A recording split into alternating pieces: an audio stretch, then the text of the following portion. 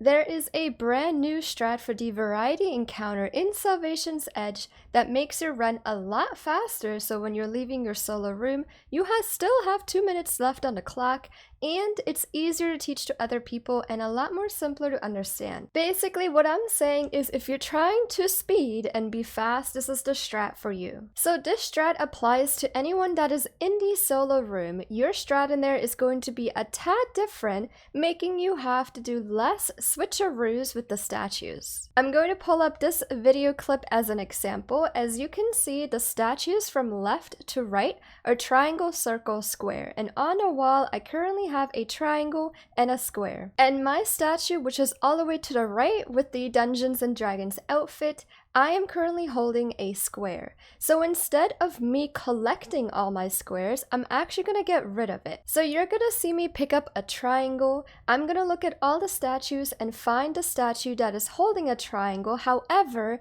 I am not going to give it to them. Instead, I need to give it to the person not holding the triangle, which would be middle because I can't dunk it on myself. I can't give it to the person that's holding a triangle, so the last statue that's left is the middle one. And because I'm getting rid of both of my shapes at the moment, my last shape I'm going to pick up is a square.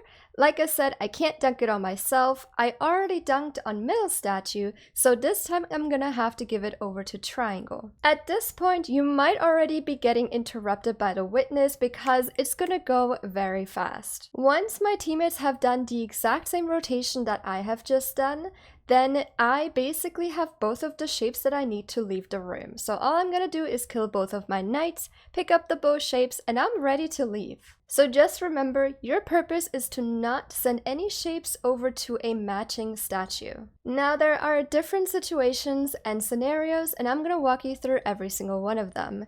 For example, what happens if all 3 solo players have a double shape on their wall, meaning 2 squares, 2 triangles, or 2 circles. In this example, I currently am holding 2 squares in my room, which means I'm going to do exactly what I used to do. I'm going to pick up 1 square and give it to 1 statue. Then I'm going to pick up my other square and give it to the other statue. Everybody else is going to do the same exact thing, and you're going to end up with the 2 shapes that you need in order to leave the room. Since I just sent both of my squares away, I am going to get a shape from each of my teammates, which should be a triangle and a circle, and that allows me to leave. The other scenario would be if you end up with double shapes and your teammates do not. If that happens, you're going to do the exact same thing that I just mentioned. You're going to pick up one of your double shapes, give it to 1 statue, pick up the other shape, and give it to the other statue. You're going to split it to each of your teammates. While your teammates, for example, pick up a triangle, they need to make sure they dunk it at the statue not holding a triangle. And then whatever other statue is left, they're going to bring that circle, for example, to that statue. And that is basically it. So instead of trading multiple times, you basically only have to trade once, meaning sending 1 shape to each of your teammates. You just gotta remember to not send a matching shape to the matching statue. Instead, do the opposite and you will end up with the correct shapes to just leave the room. For those that are on the outside and dissecting, you're gonna do the exact same strat that you've been doing. I sadly do not have an easier or faster strat for that, but if I ever find one, I will let you know. I highly recommend trying this out if you want to do this encounter a lot more faster. It is also quite fun.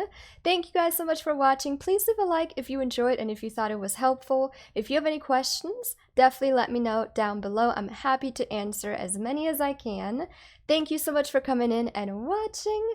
I will either see you in a future live stream on Twitch or in another video. Bye!